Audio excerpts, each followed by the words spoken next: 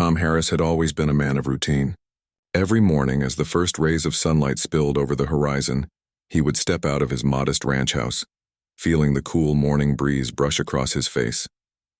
His ranch was far from the nearest town, miles away from the hum of everyday life. This isolation had once felt comforting, a safe cocoon where he could escape the memories of a family he had lost years ago. Now it was just him and his land, the wide fields stretching endlessly, dotted with sparse trees and weathered fences. That morning felt different. The air was still, almost too still. Normally the wind would rustle through the dry grass and the distant calls of birds would break the quiet. But today everything seemed frozen. Tom shrugged off the uneasy feeling as he pulled on his gloves and grabbed the old rope he always carried. The rope was frayed and worn, a faithful companion for years of work around the ranch. He had been out here long enough to know every inch of his property, every dip and rise in the land. Nothing should have surprised him. As he walked along the usual path toward the cattle, he noticed something unusual near the edge of the property. A rope hung from one of the old oak trees, tied tightly to a low branch. What caught his attention was not just the rope itself, but the way it moved ever so slightly, as if something at the other end was struggling. Tom's heart skipped a beat. He froze for a moment, squinting through the morning light. He had seen many strange things on the ranch, injured animals, storms that tore through the land, even wandering strangers, but nothing like this. Then came the voice. It was faint, trembling, almost desperate. "Please, don't judge me when you see." The words were barely audible, carried on the wind. Tom's breath caught in his throat. He glanced around, but there was no one in sight. Just the endless expanse of dry grass, the fence line stretching into the horizon, and the lonely trees dotting the field. He blinked, unsure if he had imagined it, but the voice came again, clearer this time. Tom's mind raced. Who could be out here? Was it a person in danger? Or an animal? Could it be a trick, something meant to scare him? His instincts told him to step back, to leave the mysterious voice and the rope alone, and perhaps call for help. But another part of him, the part that had always cared for the land and its creatures, urged him forward. He could not ignore a plea, even one so strange and cryptic. He approached cautiously, keeping his eyes on the rope. Each step he took made the grass crunch under his boots, and he could feel his heartbeat in his chest, loud and insistent. As he got closer, he could see the rope was knotted in a way that suggested it had been tied quickly, almost desperately. Tom reached out his gloved hands and felt the rough fibers. The movement at the end of the rope increased slightly, a subtle shift that made him tighten his grip.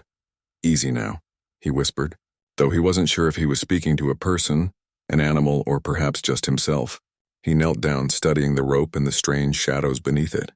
His fingers worked carefully, untying the knots, each pull deliberate and slow. The voice had fallen silent now, leaving only the quiet hum of the morning. Tom's mind filled with questions.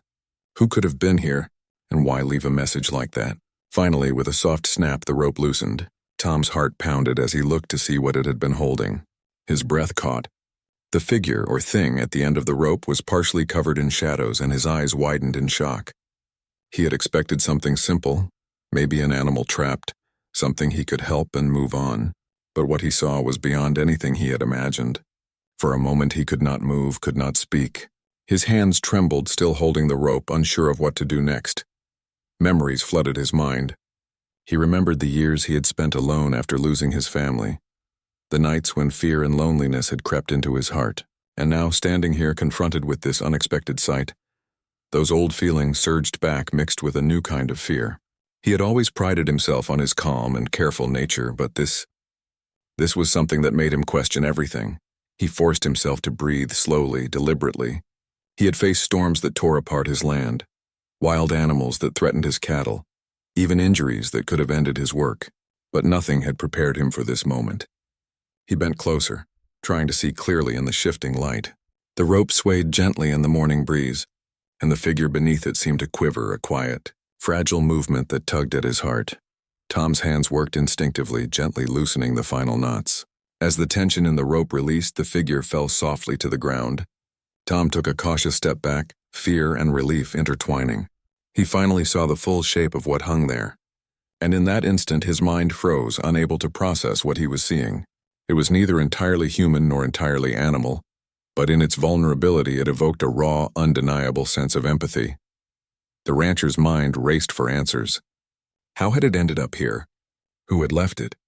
And most importantly, was it hurt? He could feel the sweat forming on his brow and his hands were still trembling.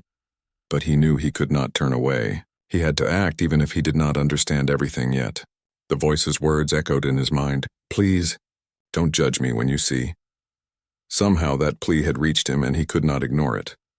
Carefully, Tom knelt beside the figure. He reached out a steady hand, testing gently. The creature flinched at first but did not move away. Relief flooded him, tempered by the lingering unease. He whispered softly, "It's okay. You're safe now." The voice, the rope, the strange circumstances, it all felt like a puzzle that he could not yet solve. But he knew one thing, he would not leave it here. Not without help, not without care. He looked around the quiet fields, the sun now rising higher, casting long shadows across the land. The isolation he had always cherished now felt heavier, more pressing. Yet in that same moment he felt a strange sense of connection, as if this unexpected encounter had reminded him of something he had lost long ago, the simple, pure act of helping another being in need. Tom stood, holding the rope loosely in one hand, his gaze never leaving the figure at his feet. He had no idea what the next moment would bring, no idea what this discovery would mean for his life. But one thing was certain, he could not turn away. Whatever this was, it had come to him for a reason, and he would see it through no matter the fear or uncertainty that gripped his heart. As he took a deep breath and prepared to move, the rancher could not shake the feeling that this morning, this quiet, still morning on his isolated ranch, would be remembered forever. Whatever horror or surprise lay ahead, he would face it, and somehow he knew that by doing so he might find more than just the answer to this strange encounter. He might rediscover something he had thought lost forever. The rope in his hand felt heavier now, not just with its physical weight, but with the responsibility it carried. Tom glanced down once more, his eyes meeting the figure beneath the tree. The words returned to him, simple yet powerful. Please, don't judge me when you see. He nodded silently, almost in agreement with the plea. Whatever he saw next, he would face it without fear, without judgment, and with the quiet courage that had carried him through a lifetime of solitude. The morning stretched on, the silence deep and profound, and Tom Harris, the lone rancher, prepared to step into a moment that would change everything he thought he knew about fear, empathy, and the unexpected turns of life. Tom Harris's heart was still pounding as he stood frozen for a moment, staring at the figure that had been hanging from the rope. The shadows shifted with the rising sun, and slowly the scene became clearer. Relief and disbelief washed over him as he realized it wasn't a person in danger. Instead, it was a young horse tangled in the rope, its legs knotted and body trembling from fear. The voice he had heard, faint and pleading, was not human. It had been a small device someone had attached to warn rescuers, or perhaps a tag with instructions. Tom exhaled slowly, his hands loosening their grip on the rope. For a long moment he just watched the horse, its dark eyes wide and glistening, reflecting the morning light. The animal was terrified, its small frame straining against the rope that had trapped it. Guilt struck him suddenly. How could he have been so afraid when it was only a creature in need? But then he shook the thought away. Fear was natural, and the important thing was that he was here now, ready to help. He knelt beside the horse, speaking softly in a calm, steady voice. "It's okay. You're safe now." The horse trembled violently at first, but it did not try to run. It seemed to understand in some instinctive way that Tom meant no harm. He carefully moved to untangle the rope from around its legs. His fingers worked slowly, delicately, making sure not to cause any more pain. The horse flinched several times, but Tom's quiet reassurance kept it from panicking completely. As he worked, he noticed the horse's ribs were slightly visible under its coat. It had clearly been neglected for some time, wandering or trapped somewhere without proper care. Tom's heart ached. He had lost family long ago, and in a strange way, helping this horse felt like a chance to save something innocent, to do right by a life that could not speak in words. With a final careful tug, the rope loosened enough for the horse to pull free.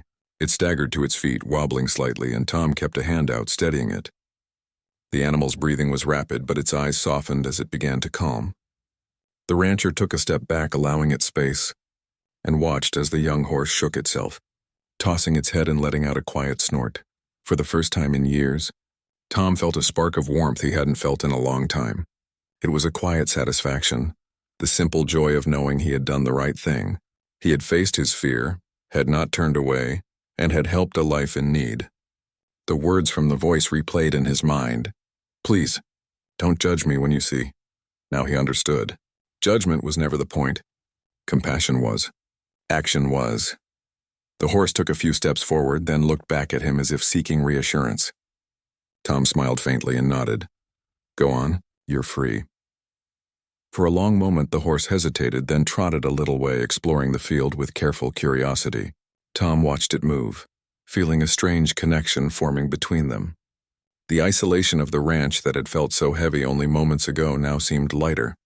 He glanced around the field, noticing small details he had taken for granted, the way the sunlight hit the tall grass, the soft whisper of the wind, the distant mountains that framed his property. Life continued around him, steady and unhurried, and for the first time, Tom felt a part of it rather than apart from it. The horse's presence had brought a shift, a reminder that even in the most isolated places, life demanded attention, care, and kindness. Tom spent the next few hours checking the horse carefully. Its legs bore minor scrapes from the rope, but nothing appeared broken. He led it to the small water trough near the barn and let it drink, watching with quiet satisfaction as it lowered its head and lapped the water greedily. Then he retrieved some hay from the barn, placing it nearby.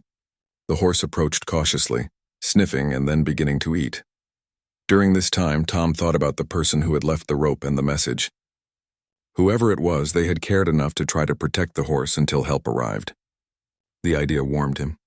Even in a world that sometimes seemed harsh and uncaring, small acts of thoughtfulness could ripple outward in unexpected ways. Tom had experienced that ripple now, and it had brought a spark of hope he hadn't felt in years. As the sun climbed higher, Tom returned to the ranch house briefly to gather supplies, bandages for the horse's scrapes, water for the long day ahead, and extra feed. He worked quickly but carefully, moving with a calm determination. For the first time, he didn't feel the crushing weight of loneliness pressing on him.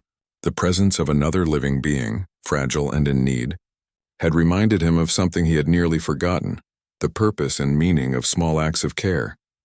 When he returned, the horse was resting quietly in the shade of a tree. Tom approached slowly, kneeling beside it to examine the wounds. He cleaned them gently, applying ointment and bandages where necessary. The horse accepted the care with remarkable patience, as if sensing that Tom's hands brought safety rather than harm. During this process, the rancher realized that his life, which had once seemed empty and isolated, could still hold connection, responsibility, and quiet joy. By late afternoon, the horse had regained more energy. It walked around the pasture, testing its legs, and even began to play slightly, tossing its head and nudging the ground. Tom couldn't help but smile, watching the horse regain its confidence and strength. There was a sense of triumph here, not loud or dramatic, but deep and fulfilling. He had faced fear, uncertainty, and initial horror, and had come through with patience and care. As the evening approached, Tom stood by the fence, watching the sky turn shades of orange and pink. The horse grazed quietly nearby, calm and alert. He felt a profound sense of peace settle over him. This encounter, frightening at first, had brought him back to life in ways he hadn't realized he needed. He thought about the days ahead, about continuing to care for the horse, and about perhaps reaching out more to others, no longer completely lost in solitude. Tom reflected on how easily fear could mislead a person. In the moments before he had seen the horse, his imagination had run wild with worst-case scenarios. His first reaction had been terror, the kind that freezes a person and makes them doubt themselves. Yet, once he faced the situation directly, he discovered that fear could be transformed into courage, empathy, and action. That realization stayed with him, settling like a warm ember in his chest. As darkness fell, the ranch became quiet once more, though the feeling was different now. It was no longer oppressive or heavy. The horse lay in the soft grass, and Tom moved back to the house to prepare a modest dinner, his mind still turning over the day's events. He thought about the phrase he had heard, "Please, don't judge me when you see." At first it had seemed ominous, almost threatening. Now he understood it as a plea for compassion, patience, and understanding, a reminder that appearances can deceive, and that true judgment comes only from empathy and care. Tom's thoughts wandered as he ate, considering how this simple act of helping an animal had reminded him of deeper truths about life. Loneliness could be alleviated, fear could be confronted, and compassion could create unexpected connections. The horizon glowed faintly in the distance, and he felt, perhaps for the first time in years, that he belonged not just to his land, but to the wider world, if only in small, meaningful ways. Night fell, and Tom checked on the horse one last time before heading inside. It was resting peacefully under the stars, breathing evenly and securely. He smiled, feeling a quiet satisfaction that was profound in its simplicity.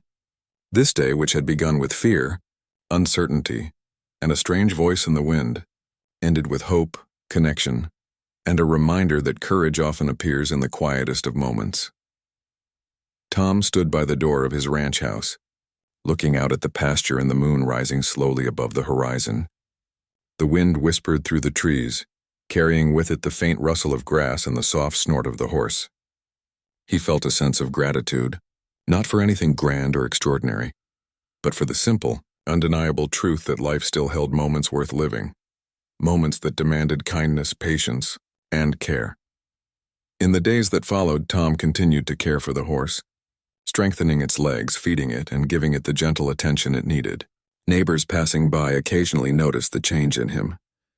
The once solitary rancher seemed lighter, more present, and quietly fulfilled.